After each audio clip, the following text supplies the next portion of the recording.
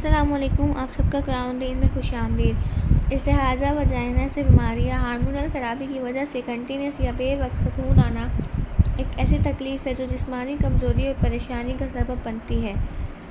شرعیہ میں استحاضہ کو حیض نہیں بلکہ ایک بیماری مانا جاتا ہے، اس لیے اس دوران نماز اور روزہ چھوڑنے کی اجازت نہیں ہوتی۔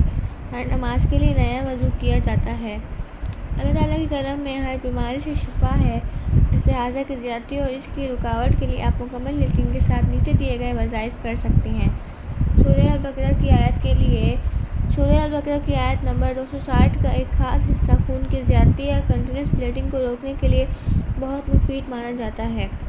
روزانہ صبح اور شام 111 مرتبہ یہ کلمات پڑھیں، پانی پر دم کریں اور پانی پئیں۔ پڑھنے سے پہلے اور بعد میں 3 مرتبہ درود شریف لازمی پڑھیں۔ نمبر 2، سورہ الفاتحہ۔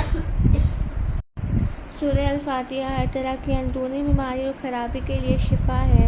ہر فرض نماز کے بعد 7 مرتبہ سورہ الفاتحہ پڑھیں۔ ہر مرتبہ جب ایاک نعبد و ایاک نستعین پڑھیں تو اس آیت کو 3 مرتبہ دہرائیں۔ پڑھ کر اپنے پیٹ پر پھونک ماریں اور پانی پر دم کر کے دن میں بار بار وہ پانی پئیں۔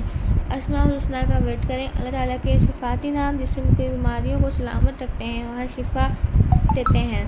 اٹھ بیٹھتے، چلتے پھرتے کثرت سے یا سلام شافی پڑھتی رہیں۔